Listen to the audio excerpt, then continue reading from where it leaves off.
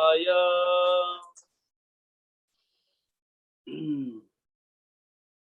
ॐ नारायणं नमस्कृत्यं नरं चैव नरोत्तमं देवीं सरस्वतीं व्यासं ततो जयमुदीरये।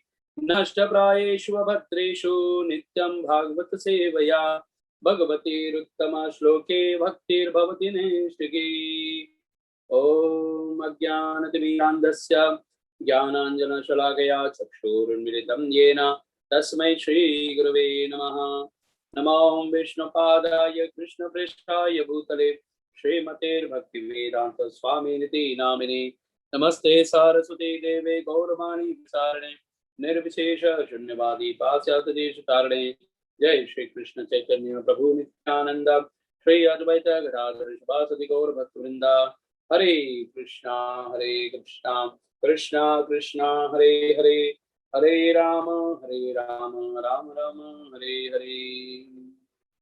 हरे कृष्ण।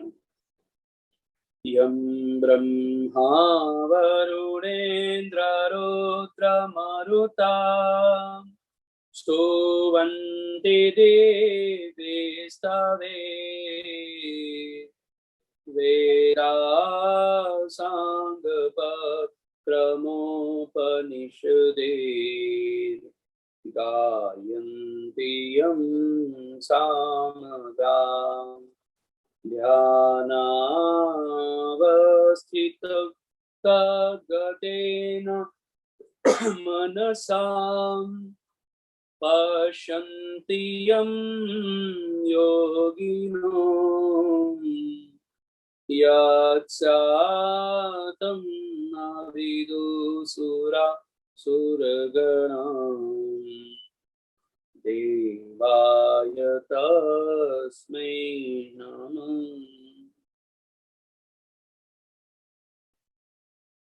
हरे कृष्ण। तो आज आखिरी सेशन, हमने कहा अंतिम सत्र। तो अंतिम का मतलब ये नहीं है कि हमारा फिर से मिलन नहीं होगा। बस अंतिम का मतलब ये है कि आज का यह जो क्षण है ये हमारा अंतिम है। लेकिन यह जीवन, हमारा संबंध, ये कभी टूटता नहीं है, ये सदैव चलता रहेगा और चलता ही जाएगा। तो आइए आज हम सभी फॉर कंक्लूजन निकालते हैं कि क्या हम हमारे जीवन में जो अभी तक आपने श्रवण किया, सुना, इसके बारे में, यह शरीर का महत्व, कल हमने सुना कि ये ऊर्जा, ये शक्ति कैसे काम करती है। इसी गरुड़ पुराण में आगे आता है 15वें अध्याय में शरीर की रचना के ऊपर। हमारे शरीर में टोटल 24 तत्व हैं। कर्मेंद्रियां 5, ज्ञानेंद्रियां 5, फिर पंचभूत, सूक्ष्म शरीर, और उसके अलावा 4 एलिमेंट्स और हैं, मन, बुद्धि, अहंकार और आत्मा। और 25वां तत्व, वास्तव में वो तत्व नहीं, वो तो स्वयं है, और वो है भगवान। तो 5 कर्मेंद्रियां मतलब जो काम करते, जैसे हाथ, पैर, और हमारे मलमूत्र के मार्ग, और हमारा मुंह, ये सब कर्मेंद्रियां हैं। ज्ञानेंद्रियां क्या हैं? जिससे हमको नॉलेज होता है, नाक से, कान से, आंख से, जीवा से, त्वचा से, ये हमारे ज्ञानेंद्रियां हैं। फिर कर्मेंद्रियां, ज्ञानेंद्रियों के बाद में पंच तत्व हैं, पृथ्वी, जल, अग्नि, वायु और आकाश, ये पंच तत्व हैं। 5 सूक्ष्म शरीर है, शब्द, स्पर्श, रूप, रसगंध। शब्द सुनाई जो देता है, शब्द, स्पर्श वो जो त्वचा का जो नॉलेज देता है हमें, स्पर्श, रूप जो देखने की शक्ति होती है, जो सूंघते हैं उसको डिसाइड करने की जो शक्ति होती है। तो शब्द, स्पर्श, रूप, रसगंध। और इसके अलावा 4 और तत्व हैं, जिसमें है मन, फिर आती है बुद्धि, और बुद्धि के ऊपर आता है अहंकार, और अहंकार के बाद में आता है आत्मा, और आत्मा के ऊपर आता है परमात्मा। ये सब लेयर हैं, एक के ऊपर एक के ऊपर एक के ऊपर एक के ऊपर, ऐसे लेयर है पूरे सारे। तो ये सारे लेयर्स जो हैं ये क्या करते हैं? इससे हमारा जो ढांचा तैयार किया हुआ है यंत्र को, इस यंत्र में भगवान हमें बहुत सारी चीजें दे करके रखी। आपको पता है हमारे शरीर में 3.5 करोड़ रोम होते हैं। अभी किसी ने प्रश्न पूछा है और उसका उत्तर आज तक किसी ने दिया है? क्योंकि हमारे शास्त्रों ने दिया है। 3.5 करोड़ रोम होते हैं। उसके अलावा 7 लाख बाल होते हैं हमारे सिर पे 7 लाख बाल होते हैं। इसके अलावा हमारे अंदर 260 हड्डियां होती हैं। साइंस में कोई 206 बोलता है। वो सब बाद में डिसाइड करेंगे। उसके अलावा 20 नाखून, 32 दांत, ये सब बताया गया है। उसके अलावा हमारे शरीर में 10 प्रकार की नाड़ी है, 10 प्रकार के वायु हैं। आपको पता है 10 प्रकार के शरीर में वायु, जैसे हमारे हृदय में प्राण वायु है, तो हमारा जो मलमूत्र निकलता है उसको अपान वायु कहते हैं। उसको धक्का मारता तभी वो बाहर निकलता है। उसी प्रकार जब हम श्वास लेते हैं, छोड़ते हैं, ढिकार लेते हैं, उसके लिए अलग वायु है। और जब हमारे मृत्यु भी हो जाती है तो भी एक प्रकार की वायु, जिसको संभावित वायु कहते हैं, वो हमारे शरीर में रहता ही रहता है, वो जाता नहीं है। पूरा 9 जो वायु है टाइप के वो चले जाते हैं, लेकिन एक टाइप का वायु हमारे शरीर में रहता है। अब सोचिए 10 प्रकार के वायु है हमारे शरीर में। फिर इसके अलावा क्या बताते हैं कि हमारे शरीर के अंदर 7 चक्र हैं। स्वादिष्टान चक्र से लेकर के पूरा मूलाधार चक्र तक, ये टोटल 7 चक्र हैं। ये चक्र क्या करते हैं? ये शरीर के अंदर जो ऑरा है, ऊर्जा है, उसको ये जो इसको डेवलप करते हैं। तो कभी कभी क्या होता है, इसको कैसे डेवलप करते हैं? योग साधना से, जो बहुत अच्छी चीज है। तो योग साधना से इनके अपने 7 चक्रों को जागरूक किया जाता है। इससे भी आत्मा जो है वो और शक्तिशाली होता है। और इसके अलावा है हमारी मन, बुद्धि और अहंकार। ये तो इस शरीर से भी बड़ा है। सबसे बड़ा क्या है? मन। आपको पता है आप पूरे ब्रह्मांड को उसकी उसका डिजाइन, उसका फोटो अपने माइंड में रख सकते हैं। इसका मतलब क्या है कि वो पूरा ब्रह्मांड हमारे मन के अंदर है। कुछ भी जितना आप सोच सकते हो उससे कहीं ज्यादा हमारे मन की शक्ति है। पर इस मन को कंट्रोल करता है बुद्धि, जो डिसीजन लेता है ये राइट है, ये रॉन्ग है, ये राइट है, ये रॉन्ग है। ये डिसीजन लेने का काम बुद्धि करती है। और बुद्धि कैसे डिसीजन लेती है? नॉलेज से, ज्ञान से। इसलिए ज्ञान बहुत बड़ा कहा गया है। और ये जो अहंकार है, अहंकार का मतलब वो वाला अहंकार नहीं है, मैं हूँ, वो वाला अहंकार नहीं। अहंकार का मतलब है कि हम जो अपने आप को एक अलग पर्सनालिटी बनाते हैं, लोगों से अलग अपने आप को दिखाते हैं, उसको कहते हैं उसी को कहते हैं हम लोग अहंकार, जो हमको डिवाइड करता है। तो इसलिए ये अहंकार है, और ये अहंकार रहता ही है, ये कभी अलग नहीं होता। इसलिए मन, बुद्धि, अहंकार, चित्त, ये सारी शक्तियां जो हैं ये हमारे शरीर के साथ जुड़ी है। और इनसे भी सबसे ऊपर है आत्मा। और आत्मा जो है उसके अंदर ये सारे सब कुछ एलिमेंट्स जो है ये भगवान ने दिए हैं। और इसके ऊपर आता है परमात्मा यानी कि भगवान। तो वह परमात्मा को इस शरीर से हम सभी जान सकते हैं, समझ सकते हैं और अपने जीवन को सुखी बना सकते हैं। इसलिए जो पुण्यात्मा लोग होते हैं वे बहुत जल्दी ही देव कार्य में, अच्छे कामों में लग जाते हैं। बहुत रेयर होता है कि जो पुण्यात्मा लोग होते हैं वो भगवान में नहीं बिलीव करते। ऐसा रेयरली देखा जाता है। 90% देखा जाता है लोग फॉलो करते हैं उनको। उसके अलावा जो पुण्यात्मा जो होती हैं उनकी मृत्यु के बाद में उनको सदैव अच्छे स्थान पर, यानी जब लोग, अभी तो हमने सुना था पापी लोग मरते हैं तो क्या होता है, तो जो पुण्यात्मा होते हैं उनका क्या होता है? उनके लिए विशेष विमान आता है। वो विमान आता है, वो विमान उनको लेकर के जाता है। इसलिए यह जो विमान है ये पुण्य आत्माओं के लिए आता है। लाइक इट्स अ फ्लाइट हम सभी लेते हैं ना, अपने यहाँ कहीं जाना है, जो बहुत ज्यादा धनी है उसके लिए खुद हेलीकॉप्टर आता है उसका खुद का। तो वैसे ही अ, हम जो पुण्य आत्माएं होती हैं, जैसे आप सभी हैं, वे सभी जब प्राण छोड़ते हैं शरीर से, तो उनको भी कष्ट होता है, अगर उनके कर्म थोड़े बहुत भी दुखदायी होते हैं, दुखी करते हैं उनको, तो उनको दुख तो होता है शरीर छोड़ते समय। लेकिन कभी कभी, बहुत कम ही ऐसा देखने को मिलता है कि उनको कष्ट बहुत ज्यादा मिलता है। जो पुण्यात्मा होते हैं उनको कष्ट कभी कभी थोड़ा कम भी मिलता है, या उनको जब कष्ट मिलता भी है तो भी वो बड़े प्रसन्न रहते हैं।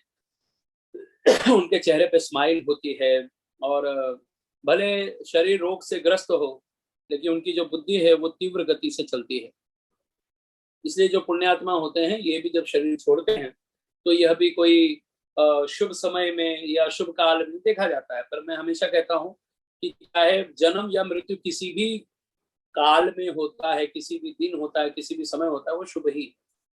तो इनके लिए अच्छे अच्छे समय पर इनके लिए भगवान उनकी विशेष व्यवस्था करते हैं।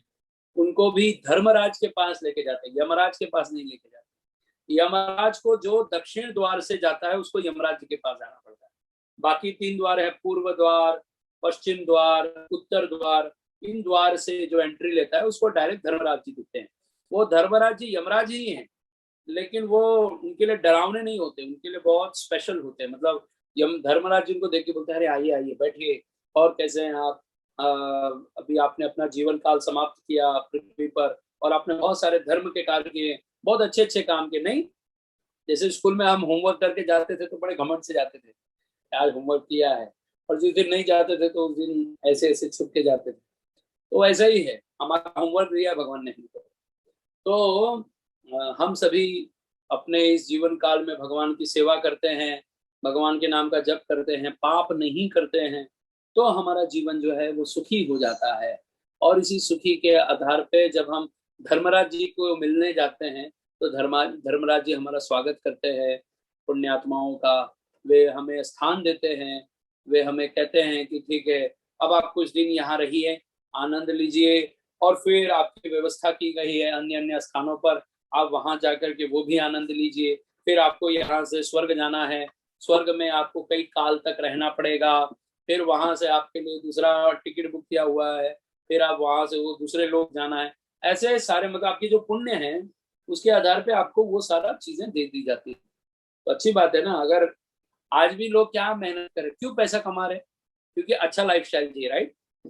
तो अगर अपने जीवन में हम पुण्य करेंगे तो इसका 1000 गुना पुण्य, इसका 1000 गुना ज्यादा बेनिफिट हमें ऊपर के लोगों में मिलता है।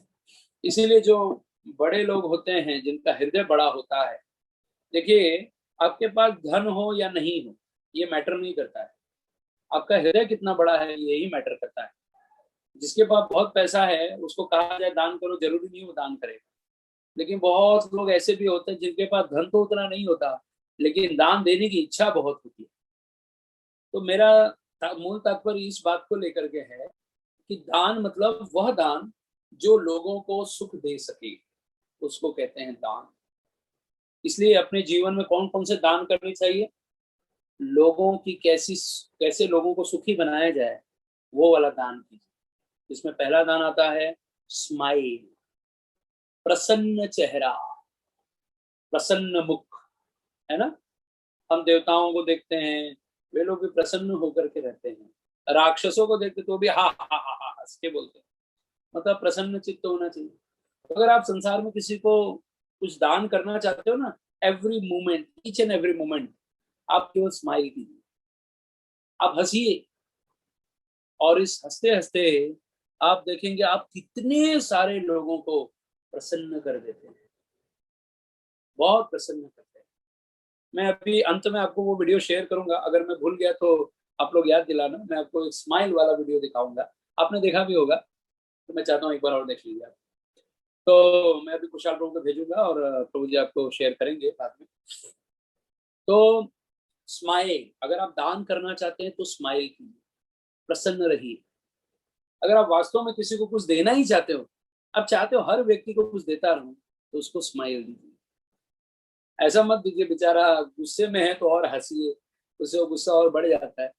ऐसे लोगों पर नहीं, लेकिन जो लोग बेचारे बहुत दुखी हैं, उनको करुणा से देख के, प्रसन्न चित्त होकर के जब हम देखते हैं तो उसका मन शांत होता है। इसलिए जब हम किसी को प्रेम से देखते हैं ना, उसके तुरंत ऑटोमेटिक हृदय में शांति आती है। कुछ ऐसा फील होता है, कुछ ऐसा अनुभव होता है, यस, कोई तो है मेरा। और बस यही लोगों को देना, क्योंकि हम हर किसी को हर कुछ नहीं दे सकते। जैसे लोग कहते हैं गरीबों में कंबल बांटो, गरीबों को खाना खिलाओ, बहुत अच्छी बात है, लेकिन ये कब तक करेंगे और कब तक हम करते हैं उनके लिए? हम तो आज दे देंगे, कल तो फिर उनको भूख लग जाएगी। हम आज उनको कपड़े पहना देंगे, फिर से उनको कल कपड़े फटेंगे। तो ये सारी चीजें तो हम करेंगे और करते रहना चाहिए, इसमें कोई दो राय नहीं है। लेकिन ये करते समय साथ में हम प्रसन्न चित्त रहें। जब आप परिवार वालों से मिलते हैं, प्रसन्न होकर मिलते हैं। किसी को भी आज तक दुनिया में लोग एक सबसे फेमस झूठ बोलते हैं और वो कहते हैं हाँ मैं ठीक हूँ। पर अगर कोई वास्तव में अंदर से ठीक हो जाए तो संसार में कोई कष्ट रह ही नहीं जाएगा। लेकिन बात यह है कि लोग दूसरों के दुख में अपना सुख ढूंढते हैं, दूसरों के दुख में अपना सुख ढूंढते हैं। जैसे एक वकील है, वो भगवान से क्या मनाएगा? एक इंजीनियर है, भगवान से क्या मनाएगा? लोगों की आवश्यकता ही उनका धन है, उनका सुख है। और ये हर फील्ड का है, किसी का भी नाम ले लो, कोई भी फील्ड इससे अछूता नहीं। तो संसार में हर व्यक्ति इसलिए दुखी है, इसलिए भगवान कहते दुखालय अशाश्वतम। क्योंकि आपका जैसी दुख आएगा तो जो व्यक्ति आपके दुख को ठीक करने की बात करेगा वो पहले अपना सुख ढूंढता है। इसलिए संसार में कोई हमारा शुभ चिंतक नहीं। तो जब कोई नहीं मिलता और जब हमें कोई ऐसा साधु जैसा स्वरूप, कोई पुरुष मिलता है जो हमें प्रसन्न चित्त हो करके देखता है, प्रसन्न मुख से देखता है, तो हमारे आत्माओं को शांति मिलती है, उस जीव को शांति मिलती है, वो सुखी होता है। इसलिए इस संसार में कभी भी हमें यह अपेक्षा नहीं करनी है कि हर व्यक्ति हमको सुखी करे, लेकिन हम लोगों को सुख दे सके ऐसा अपना जीवन जीना चाहिए। हमसे हमें लोग सुखी करेंगे ये विचारधारा नहीं रखनी है, लेकिन हम लोगों को जितना हो सके सुख दें, ये विचारधारा हमारी होनी चाहिए। इसी को पुण्यात्मा कहते हैं। ये सदैव दूसरों का कल्याण ही सोचते हैं। ये अधर्म में भी धर्म को देखते हैं, ये बुरे लोगों में भी अच्छा व्यक्ति देख लेते हैं, ये लोगों में कमियों में भी अच्छे गुण निकाल के लेके आते हैं। 6 प्रकार के लोग होते हैं, बताएं आपको। एक होता है जो लोगों में केवल बुराइयां देखता है, उसको लोगों में कभी अच्छाइयां ही नहीं दिखती, वो एक प्रकार का व्यक्ति है। दूसरे प्रकार का व्यक्ति उसको अच्छाई बुराई दोनों देखता है, लेकिन फिर भी उसमें से उसका बुराई ले लेता है, अच्छाई छोड़ देता है। और उसमें तीसरे प्रकार का व्यक्ति है कि वो कितना भी व्यक्ति अच्छा हो तो भी उसकी एक बुराई का हमेशा गुणगान करता रहेगा। अरे ऐसा क्या, ये वैसा क्या, ये ऐसा क्या, वैसा क्या, बड़ा अच्छा बनता है, हाँ आदमी ठीक है लेकिन फिर भी ऐसा है। तो ये 3 कैटेगरी के लोग हैं। आइए और 3 अच्छे कैटेगरी के लोगों की बात करते हैं। एक कुछ ऐसे व्यक्ति होते हैं जिसमें उनको हर व्यक्ति में अच्छे गुण ही दिखाई देते हैं, उनको बुरे गुण दिखते ही नहीं। ये पहले कैटेगरी के व्यक्ति। दूसरे कैटेगरी के व्यक्ति ऐसे होते हैं जिनको अच्छे और बुरे दोनों गुण दिखाई देते हैं, लेकिन उसमें भी वो उनमें से केवल अच्छे गुण ले लेते हैं। ये दूसरे कैटेगरी के लोग। और तीसरे और सबसे हाईएस्ट कैटेगरी के लोग कौन होते पता है? जिसमें सारे अच्छाई हो, सारे बुराइयां हो, उन सारे बुराई में एक भी अच्छा गुण रहेगा तो वो उसका गुणगान करता रहेगा। अरे वाह कितना अच्छा व्यक्ति है, बहुत अच्छा व्यक्ति है। तो लोगों ने कहा अरे पागल हो गया, कितना ये आदमी ऐसा वैसा है, पर उसको उसका एक अच्छाई दिखाई देता है। तो हमें हमारे जीवन में हमें ऐसे अपनी दृष्टि बनानी चाहिए कि हम लोगों में अच्छाई देख सकें और अच्छाई तभी देख सकते हैं जब अच्छाई करने की इच्छा होगी। जब दूसरों को चीट करने की इच्छा होगी तो हमें लगेगा, एक चोर को लगता है सब चोर हैं, आपको पता है, एक चोर को लगता है हर व्यक्ति चोर है। वैसे ही जिसके अंदर जो गुण होते हैं ना, उसको सारे लोगों में वही गुण दिखाई देते हैं। इसलिए जो साधु होते हैं ना, तो कभी दुखी नहीं होते, क्योंकि उनको हर व्यक्ति में साधुता दिखाई देती है। और यही इस गरुड़ पुराण का कंक्लूजन है कि अपने जीवन में अच्छे गुणों का निर्माण करते रहिए। अपने गुणों को ऐसे भर लीजिए, ऐसे बना लीजिए कि आपका जीवन बहुत सरल तरीके से सुखी हो जाए। जब हम ये प्राण छोड़ें तो कम से कम हमें ये फीलिंग आ जाए कि बस कम से कम हमने कुछ बुरा तो नहीं किया। अच्छा किया कि नहीं पता नहीं, लेकिन बुरा तो नहीं किया। कोई अगर आपसे धन मांगता है, आवश्यकता है उसकी, तो आप उसको दे दो अगर है तो, और जितना आपकी क्षमता है उतना ही दो। तो जितना मांग रहे हो उतना देने की आवश्यकता नहीं है। लेकिन जितना भी आप दे रहे हो उससे कभी अपेक्षा मत करना कि ये वापस ला के दे अलग बात है, लेकिन अपेक्षा मत रखिए। किसी को, आवश्यक व्यक्ति को अगर धन आप दे देते हो तो मन में ये विचार मत रखो देखो मैंने उसको इतना दिया, ये भी विचार मत रखो। और जब भी आपको कभी अवसर मिले किसी का सहायता करने का, तो चूको मत। अगर आप में सामर्थ्य है थोड़ा बहुत भी, और आपको लगता है कि मैं इतने लोगों के लिए कुछ कर सकता हूँ, तो वो भी सामर्थ्य कभी छोड़ना नहीं चाहिए, प्रयास कर देना चाहिए। एक प्रयास बहुत कारगर सिद्ध होता है हमारे। इसलिए अपने जीवन में हमें लोगों की कैसे सेवा कर सकें, लोगों के लिए क्या कर सकें, ये प्रयत्न करना चाहिए। और इन सब प्रयत्न में सबसे बड़ा प्रयत्न है प्रसन्न मुद्रा में लोगों को देखना और अपने चित्त को साधु जैसा बनाना। और साधु कैसे बनेंगे? जब रोज भगवान का स्मरण करेंगे। आप जिस व्यक्ति का बार बार नाम लोगे ना, पता है आपको, जिस व्यक्ति का बार बार नाम लोगे उसके गुण आते हैं आपके अंदर। कभी कभी सुना है आप लोगों ने, लोग कहते हैं ना, अरे वो ऐसा हो गया वैसा हो गया, तो कोई बड़ा व्यक्ति बोलता है अरे इन लोगों का बार बार नाम मत लिया करो, तो वो तो डांट के चले जाते हैं। लेकिन क्यों नहीं नाम लेना है, उसके पीछे कारण है। और उसके पीछे कारण ये है कि अगर आप किसी के बुराई का बार बार गुणगान करोगे तो उसका गुण आप में चला है। अगर आप किसी को बार बार कह रहे हो ये झूठा है, ये झूठा है, ये झूठा है, तो आप में भी झूठ बोलने की वृत्ति आ जाएगी। हाँ, ये फैक्ट है। और पूरा 100% गारंटी के साथ आप जो बोलोगे वो ही आपके अंदर गुण भर जाए। इसलिए हम भगवान का नाम लेते रहते हैं ताकि हमारे अंतरात्मा में वो गुण आए। अब कुछ लोग मौन कर लेते, चुप हो जाते हैं, मुंह सील कर लेते, हम बोलेंगे ही नहीं, ठीक है मत बोलो। बकवास करने से तो खैर अच्छा ही है, नहीं बोल रहे हैं, लेकिन अगर बोलना ही है तो भगवान के नाम का उच्चारण कीजिए, तो वो गुण आएंगे।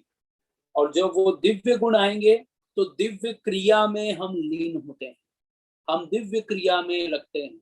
और ऐसी दिव्य क्रिया में लगने से हमारा जीवन सुखी हो जाता है। इसलिए हम सभी को चाहिए कि अपने जीवन में दिव्य गुण को भरें और इतने अच्छे तरीके से भरें कि हमारा जीवन सुखी हो जाए, हमारा जीवन पवित्र हो जाए। इसके लिए गरुड़ पुराण के सारोद्धार में अंत में भगवान भी यही कहते हैं कि हे गरुड़, जो जीव मेरे शरण में आता है, मेरी भक्ति करता है, मेरी पूजा करता है, मैं उसे अपना वैकुंठ धाम देता हूँ। छोड़ो स्वर्ग नरक की बात, इससे भी बड़ा सुख है। और कैसा सुख है ये? जो स्वर्ग है, स्वर्ग में आपको पता है क्या क्या होता है? चलिए यार थोड़ा स्वर्ग का वर्णन कर देते हैं जाते जाते, नहीं तो सब लोग बोलेंगे अरे नरक के बारे में सुना सुना के नरक में भेज दिया हमको। चलिए थोड़ा आपको स्वर्ग के बारे में बता देते हैं, थोड़ा ज्यादा टेस्ट मिलेगा। तो कहता है ना, जब फायदा किसमें है तो आदमी बोलता है ना क्या फायदा है। तो चलिए फायदा के बारे में सुन लेते हैं ताकि वहां जाने का तैयारी भी कर लें। एनीवे आप लोगों ने किया है, मैं जस्ट बता रहा हूँ।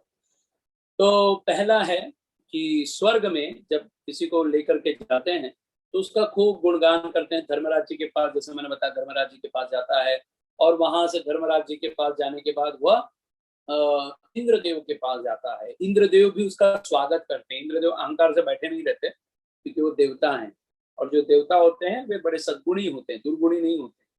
कभी कभी कुछ एकाध केस देखने को मिलता है तो होता है ना, सफेद कपड़े में एक धब्बा भी, एक छोटा सा दाग भी इतना बड़ा दिखाई देता है, लेकिन काले कपड़े में एक भी उसमें धब्बे की हजारों तो दिखाई नहीं देते।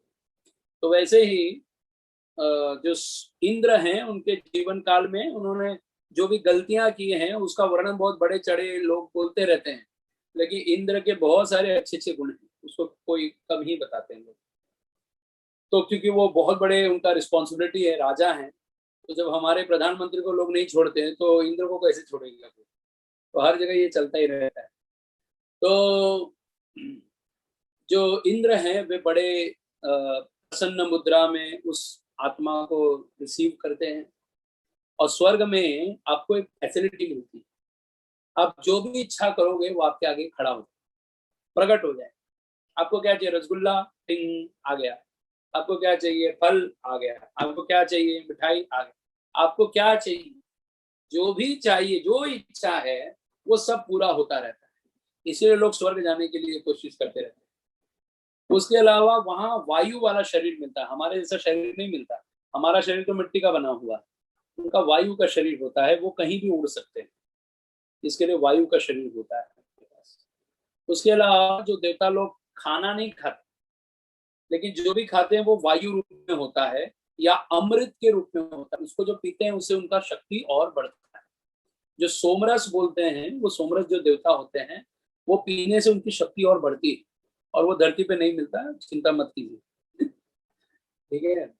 उसके अलावा स्वर्ग में देवराज इंद्र जो हैं, वो जो जितने भी देवता होते हैं, देवता कौन बनता है? जो स्वर्ग में रहता है, उन सभी को देव कहा जाता है। जैसे हम सभी मनुष्य लोक में रहते हैं तो हमको मनुष्य कहते हैं, वैसे जो देव लोग होते हैं, वो देव लोग, वो लोग भी जो स्वर्ग में रहते हैं उनको देवता कहते हैं।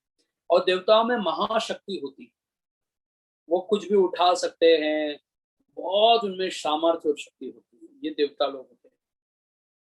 और देवताओं को अप्सराएं मिलती हैं उनका भोग करने के लिए। तो जो अप्सराएं मिलती हैं उनका, जो देवता लोग हैं, वो कभी भी ऐसा संग नहीं करते, उनके लिए एक टाइम होता है, और वो टाइम में अप्सरा के साथ अगर वो संग भी करते हैं, तो अप्सरा ना तो कभी कोई प्रेग्नेंट होती है और ना ही उनको किसी प्रकार का कोई दोष लगता है। तो ये केवल ऐसा नहीं कि बस जैसा हमारा काम स्वरूप काम है, वैसा ही काम उनका रहता है, हमसे ज्यादा सुंदर और ज्यादा अच्छे पैमाने पे होता है, लेकिन वो जो भी होता है वो वहां पर बहुत हाई स्टैंडर्ड पे होता है और बहुत अच्छे लेवल से होता है। ऐसे गंदगी तरीके से जो हमारे समाज में चल रहा है वैसा नहीं होता है। हाँ, ये बताना बहुत जरूरी है। बहुत सारे लोग सोचते हैं कि अरे ऐसा बात मत बोलो, पर क्या है, वहां पे अप्सराओं के बारे में सबसे ज्यादा बात किया जाता है। और वहाँ जो अप्सराएं होती हैं, उनको भगवान ने ही ऐसा स्टैंडर्ड दिया है, ऐसा बॉडी दिया है कि वो कभी किसी से दूषित नहीं होती। पर वो यहाँ पे नियम लागू नहीं होता, इसलिए यहाँ पर आप स्वर्ग बनाने का प्रयत्न न करें, क्योंकि कभी कभी लोग सोचते हैं अरे वहां करते तो यहाँ क्यों नहीं कर सकते। तो वहाँ बहुत कुछ होता है जो आप यहाँ नहीं कर सकते, तो इसके लिए उसको कॉपी नहीं करना चाहिए। और उसके अलावा है कि स्वर्ग में जो भी देवता होते हैं उनको इतनी सारी शक्ति होती है कि वो हर चीजें सुन सकते हैं, सोच सकते हैं, काम कर सकते हैं, लेकिन उसमें उनकी स्टैंडर्ड लेवल होता है। जैसे इंद्र को सबसे ज्यादा पावर है, सूर्य के पास पावर है, वायुदेव के पास पावर है, कुबेर के पास पावर है, तो ये सबसे बड़े पावर सोर्स हैं।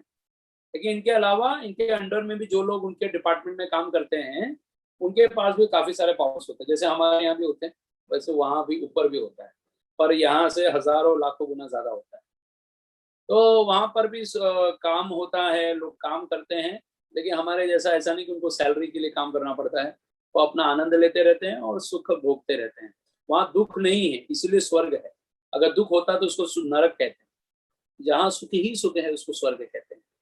लेकिन वहां सुख इतना ज्यादा है कि वहां जाने के बाद लोग भगवान का स्मरण ही नहीं कर पाते। जैसे आज के टाइम में लोग पब या क्लब बनाते हैं, वो क्लब जो होता है उसमें क्या होता है, आप जितना चाहिए शराब पियो, जितना चाहिए व्यभिचार करो, बस आप उनका जो मोटी सी फीस होती है वो भर दो, और आप जितना चाहिए उतना सुख भोगो वहां पे। जैसे हमारे यहाँ जहाज होता है ना, पानी का जहाज, क्रू, तो क्रूज जो होता है वो इतना एक एक दो दो महीने के लिए वो चलता रहता है। तो वहां पे क्या होता है, मांसाहार होता है, जुआ होता है, शराब होता है और व्यभिचार होता है। ये चार नियम बहुत भर भर के तोड़ते हैं। इसके लिए कितने नाव तो डूब ही जाते हैं पानी में, इतना पाप कर लेते हैं वो लोग, जो भी है। तो इतना जब भोग भोगने को मिलता है तो व्यक्ति जो है उसमें भगवान का स्मरण नहीं कर सकता। इसीलिए मनुष्य का शरीर ज्यादा महान बताया गया है, क्योंकि यहाँ सुख और दुख दोनों मिलता है, और चांस ज्यादा है क्योंकि दुख तो ज्यादा मिलता रहता है। इसलिए व्यक्ति ज्यादा भगवान का स्मरण कर सकता है। इसलिए देवता भी कहते हैं कि हमें मनुष्य शरीर चाहिए। तो ये मनुष्य शरीर जो है, ये देव लोग भी चाहते हैं, कि बहुत सारे जीव चाहते हैं कि उनको मनुष्य शरीर मिले, इसलिए इसका वैल्यू बहुत ज्यादा है। हालांकि स्वर्ग में जितना पावर उनके पास है, देवताओं का जो पसीना होता है ना, उसका पसीना मतलब आप समझते हैं कितना गंदा चीज होता है शरीर का पसीना। लेकिन उनका पसीना, एक ड्रॉप पसीना यहाँ के करोड़ रुपए परफ्यूम से भी ज्यादा महंगा होता है। मतलब अगर उनका एक ड्रॉप पसीना भी मिल गया, आप उससे लाखों करोड़ों रुपए कमा सकते हैं सिर्फ पसीने से। तो पसीना मतलब कैसा, उनका भी अपना शरीर का जो भी, क्योंकि उनका भी एक शरीर है जो वायु रूप का है, लेकिन उसका भी ऐसा वर्णन बताया है। अभी शिव जी के शरीर से पसीना निकलता है, ऐसा भी वर्णन है। तो पसीना निकलता होगा, कुछ मेहनत उन्नत करना पड़ता होगा वहां पर। तो इतना सारा वर्णन बताया है देवताओं का। तो जो देवलोक है, जो देवता होते हैं वे बड़े शक्तिशाली होते हैं, बड़े तेजस्वी होते हैं, बड़े ज्ञानी होते हैं और शुद्ध रहते हैं, अपवित्र नहीं रहते। अगर कोई अपवित्र रहता है तो उसको फिर पृथ्वी लोक में आना पड़ जाता है तुरंत, जो नहीं आना चाहते लोग। जैसे कोई अपने बड़े से घर में महल में रह रहा है, तो झोपड़पट्टी में आना नहीं पसंद करेगा। अगर आना भी हुआ तो एक दिन के लिए आगे तुरंत चला जाएगा, कैसे हो ठीक हो बोल के तुरंत निकल जाएगा, लेकिन कोई बार रुकना नहीं चाहेगा।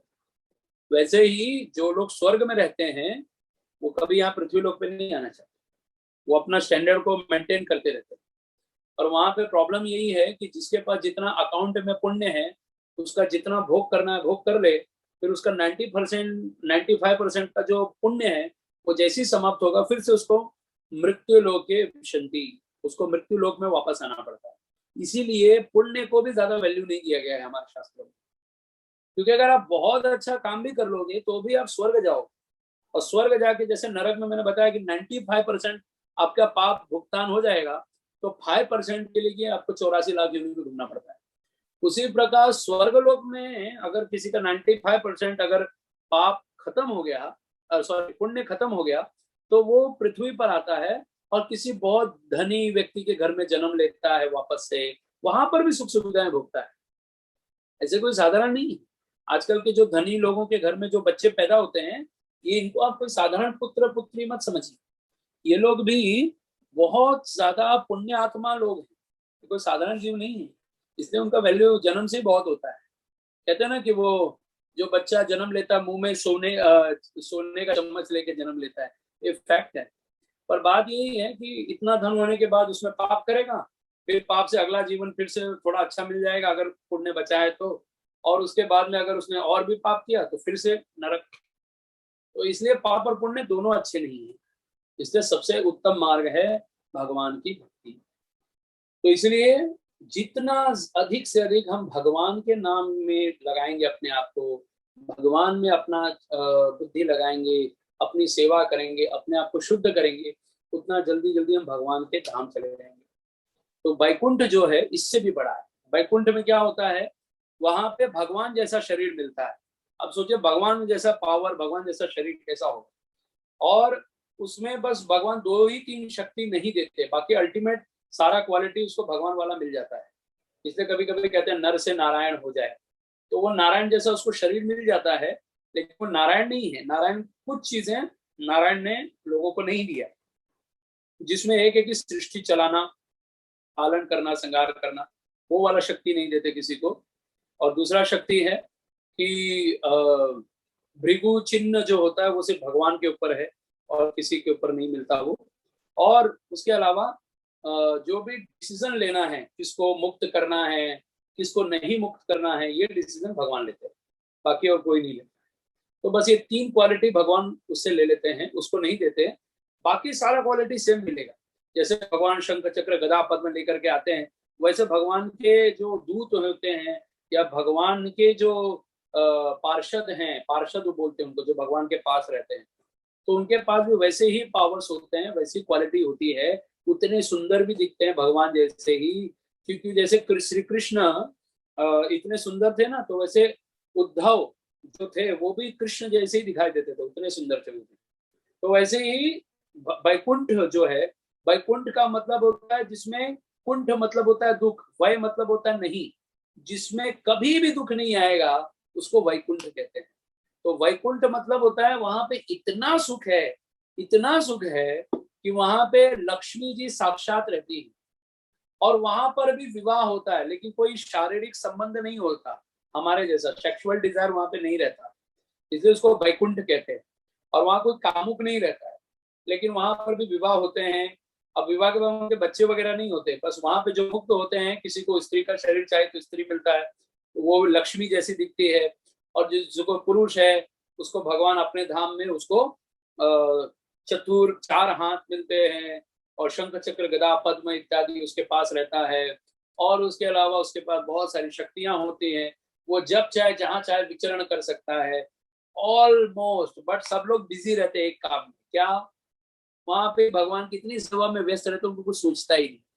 वो बोलते हैं ये इतना पावर फोकट में दिया, इसका जरूरत ही नहीं। अब जैसे हमारे यहाँ कोई मंदिर में कोई भगवान का भक्त अगर भगवान की सेवा करता है, तो उसको प्रसाद की कोई कमी नहीं है, वो जो मांगेगा, पिज्जा बर्गर और चाइनीज जापानीज थाईज और इंडियन पंजाबी गुजराती बंगाली जितना भी डिश मांगेगा वो सब पड़ा है। उसके अलावा कैसा कपड़ा पहनना है वो भी मिल जाएगा, कितना अच्छे वाले घर में रहना है वो भी मिल जाएगा, सब मिलता है। लेकिन फिर भी वो ये सब नहीं लेता, वो बोलता है नहीं हमको नहीं चाहिए, हमको बस भगवान का भजन सेवा करना है, भजन करना है बस। तो व्रत भी करता रहता है और साधना करता रहता है। हाँ, इतने फैसिलिटी मिलने के बावजूद भी वो लोग उसमें आसक्त नहीं होते। यही एक भगवान के भक्त की विशेषता है। ऐसा नहीं है बहुत सारे लोगों को मिलता है, लेकिन जो मंदिर के जो पुजारी होते हैं, जो दिन रात भगवान की सेवा में लगे रहते हैं, उनके लिए मंदिर एक विशेष स्थान बना के रखता है, ताकि उनको सेवा करने में किसी प्रकार का कोई कष्ट ना हो। लेकिन ऐसा नहीं है, वो बेचारे इतना कष्ट करते हैं, भगवान उनकी सेवा हम कर ही नहीं सकते। रात को 2:30 बजे उठना और फिर 3:30 बजे से भगवान की आरती चालू कर देना। हम लोग तो 4:30 बजे मंगला आरती करते हैं, बट वो लोग 3:30 बजे से भगवान की आरती पूजा चालू कर देते हैं। फिर उसके बाद में भगवान का श्रृंगार करना, उनको भोग लगाना, फिर से उनको उठाना, फिर उनका ड्रेसिंग करना, फिर से उनको वापस से भोजन का उनका भोग लगाना, फिर से उनकी आरती करना, फिर से मतलब 8 बार आरती, 5 बार भोग, उसके अलावा बैकअप सेवा, कितना कुछ होता है, आप सोच नहीं सकते पुजारी का सेवा क्या होता है। तो वैसे बैकुंठ में लोग इतना बिजी रहते हैं भगवान की सेवा में, उनको टाइम ही नहीं मिलता है किसी चीज का। तो वो लोग को भगवान ने इतनी शक्ति भी दे रखी है, तो वो लोग भी बोलते हैं फोकट में क्या, जरूरत ही नहीं इसका। तो क्या करें, भगवान, अब भगवान ने वो अपना रूल, तो रूल है, जैसे यहाँ पे हमारे लिए रूल है, हम इस शरीर को लेके हवा में जल्दी नहीं उड़ सकते हैं, उड़ने का प्रोसेस भी है, योगी लोग उड़ते हैं, तो लेकिन ऐसा तुरंत नहीं उड़ सकते, उसके लिए सिस्टम को फॉलो करना पड़ता है। तो वैसे वहां पर भी भगवान ने नियम बनाए कि आप वैकुंठ में आओगे आपको ऐसा शरीर मिल जाएगा कि आप इसमें बहुत पावरफुल रहोगे, विदाउट एनी फेल, इतना फायदा है। तो अगर जाना है तो पहले ब्राह्मण को दक्षिणा देना पड़ता है। इस गरुड़ पुराण के अंत में लिखा है कि जो भी इस गरुड़ पुराण को सुनता है उसको सुख की प्राप्ति होती है, ब्राह्मण को ज्ञान की प्राप्ति होती है, जो बिजनेस क्लास का व्यक्ति है उसको धन की प्राप्ति होती है, जो लेबर क्लास का व्यक्ति है उसको शक्ति मिलती है और सेवा मिलती है, उसको और अच्छा काम मिलने लगता है जिससे वो सुख होगा। और जो क्षत्रिय है उसको बल की शक्ति मिलती है। और ऐसे करके वह व्यक्ति जो है, ये लोग, उनका भी उद्धार होता है। उनके इस कथा को श्रवण करने से उनके माता पिता पूर्वज उनका भी उद्धार होता है, आगे आने वाली पीढ़ी को भी उसका लाभ मिलता है। और जो व्यक्ति इस गरुड़ पुराण के पाठ को कराता है, कहता है या सुनता है, उन सभी को भी भगवान का धाम प्राप्त होता है। बोलिए वृंदावन बिहारी लाल की जय। तो इसलिए ये गरुड़ पुराण का बहुत बड़ा महात्म्य है, जो आप लोगों ने धैर्यपूर्वक सुना 10 दिनों में। हमें बड़ा भाग्य मिला कि प्रभु जी के पिताजी का वैसे तो दुखद घटना हुई है, लेकिन इसमें एक सौभाग्य ये मिल गया कि आप जैसे परम पुरुष और पुण्यात्मा और भक्तों के बीच में मुझे थोड़ा संगति मिल गई। वैसे तो मैं केवल बड़बड़ ही करते रहा, पर यथा योग्य मैंने प्रयत्न किया कि आपके जीवन में कुछ आपका लाभ पहुंचा सकूं, उसके लिए प्रयत्न किया। इसमें बहुत सारे त्रुटिपूर्ण शब्द का प्रयोग किया ही होगा, ऐसा मुझे लगता है। और लगता क्या है, मुझे लगता है मैंने किया ही है। तो भी आप मुझे एक तुच्छ समझ करके क्षमा कर दीजिएगा। और साथ में बस आपसे एक और प्रार्थना है कि ब्राह्मण को कथा श्रवण करने के बाद दक्षिणा देनी चाहिए। तो दक्षिणा का मतलब होता है कुछ देना, ऐसा देना जो ब्राह्मण मांगता है। ब्राह्मण क्या मांगता है? एक बार शिव जी और पार्वती, उन लोगों ने अपना घर कंस्ट्रक्ट किया, घर बनाया, बहुत अच्छा महल। और वो बनाया और बनाने के बाद एक ब्राह्मण को बुलाया पूजा कराने के लिए। बोला हमारा वास्तु पूजा करके दे दो। तो ब्राह्मण ने कहा ठीक है, कर देते हैं। तो शिव जी पार्वती संकल्प लेकर के पूरा पूजा किया। और पूजा करने के अंत में उस ब्राह्मण से कहा कि ब्राह्मण देव, अब आपने पूजा करा है तो आप दक्षिणा मांगिए, आप क्या मांगेंगे? जो भी मांगेंगे हम देंगे। तो उस ब्राह्मण ने कहा कि मुझे ये आपका घर ही दे दो। वो ब्राह्मण कौन था? रावण। और शिव पार्वती उस सोने की जो लंका है उसका पूजा उन्होंने कराया था। वो शिव जी ने अपने लिए बनवाया था, लेकिन ये रावण ले गया। तो आजकल के टाइम में ऐसा नहीं पूछना चाहिए ब्राह्मणों को, नहीं तो कुछ भारी भी पड़ सकता है। तो खैर, लेकिन हम लोग वो वाले वंशज के नहीं है, हम देव वंशज के हैं। तो हम आपसे ज्यादा कुछ नहीं मांगेंगे, बस आपसे एक वचन मांगेंगे दक्षिणा रूप में कि आप कुछ वचन दीजिए। अब जो भी आज आप तक करते हैं भगवान की सेवा, जितना भी आप करते हैं निश्चित रूप से आप करते होंगे, पर आप आज से अपने जीवन में कुछ स्पिरिचुअल इम्प्रूवमेंट करेंगे, यही मुझे दक्षिणा चाहिए आपसे। तो स्पिरिचुअल इम्प्रूवमेंट का मतलब है आप कुछ मुझे कमिटमेंट देंगे, लाइक मैं एक माला और जप करूंगा, मैं भगवत गीता रोज पढ़ूंगा, या मैं कुछ भगवान की जो सेवा कर रहा हूँ उसे और बढ़ाऊंगा। ऐसा कुछ भी जो आपको ठीक लगे, आपको लगता है ये मैं कर सकता हूँ, वही कीजिए। कोई फोर्स नहीं है। आपको लगता है मैं नहीं कर सकता तो जरूरी नहीं है। लेकिन अगर आप कर सको, मुझे दक्षिणा में अगर आप लगता है कि मैं कुछ योग्य हूँ, आपके लायक हूँ, तो आप मुझे कुछ देना चाहते हो तो आप दे दीजिए। और मैं अपने आप को बहुत कृतार्थ समझूंगा।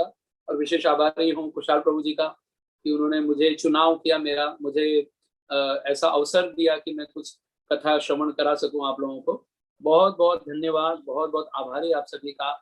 इतना धैर्यपूर्वक आते हैं आप सभी, इतना प्रेम देते हैं, इतना सुख देते हैं, और पूरा कथा तक आप लोग ध्यान पूर्वक सुनते हैं। इसके लिए विशेष विशेष आभारी हूँ आप सभी का। धन्यवाद। हरे कृष्ण।